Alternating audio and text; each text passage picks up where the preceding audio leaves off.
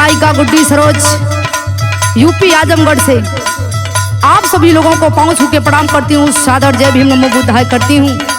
आइए हम अपने मसीहा डॉक्टर बी.आर. अम्बेडकर बाबा साहब के बारे में कुछ बातें आप लोगों को बताती हूँ। क्या कहना है? बाबा साहब हमारे भारत में महान बाबूजी,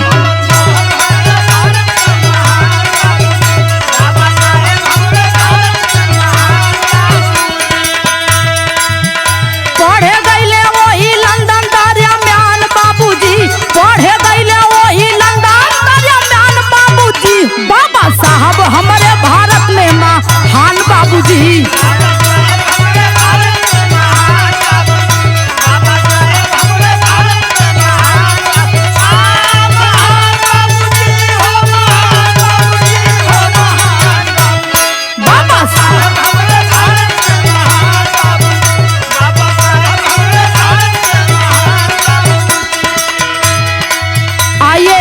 बाबा साहब के बारे में बात बतावतानी।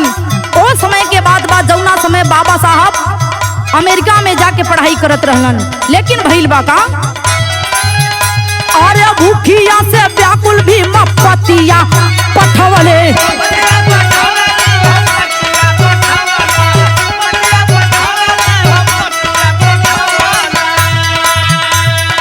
पैसा न पास रमा बाई क्या सुनवले।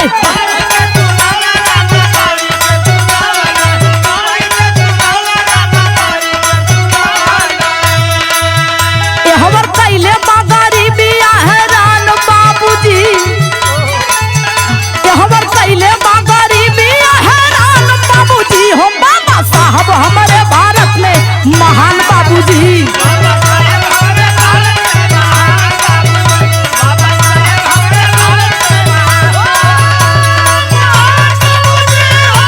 बहुत अच्छे, जय भीम।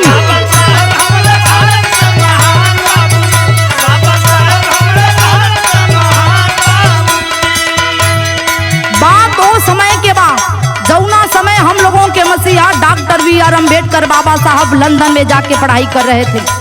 वही समय साहब के जब कुछ पैसा कुछ रुपया के कमी भइल तो साहब घरे पाती पेठौलन, पत्र पेठौलन कि रमा तुम्हारे पास कुछ पैसा हो तो मेरे पास भिजवा दे, मुझे बहुत तकलीफ हो रही है। लेकिन रमाबाई बच्चों की ना परवाह करते हुए भी साहब को पत्र पढ़ करके साहब को पैसा भिजवाने का काम करती हैं। लेकिन आइए कहना है अगली लाइन में, अरे मंदिर या मस्जिद में छोड़ा आना जाना,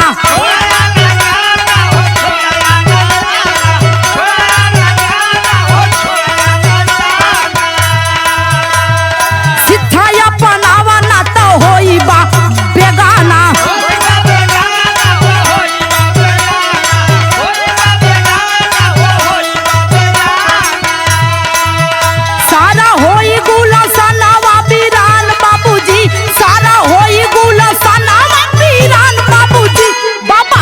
हमारे भारत में महान बाबूजी।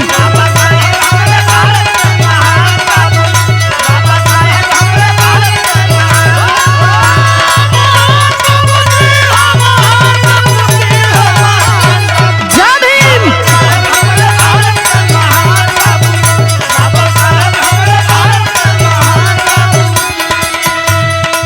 आइए कहना है आप लोग जितनी भी हमारी माताएं बहनें हैं, आप लोग मंदिर मस्जिद जाना छोड़ दीजिए। लेकिन कहना है क्या? देवी और देव के हुक्म में नहीं आई,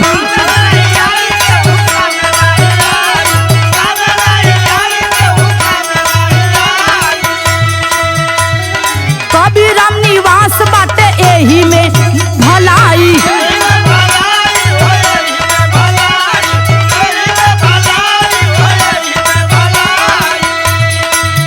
घुट्टी याद करा लिखल संविधान बाबूजी।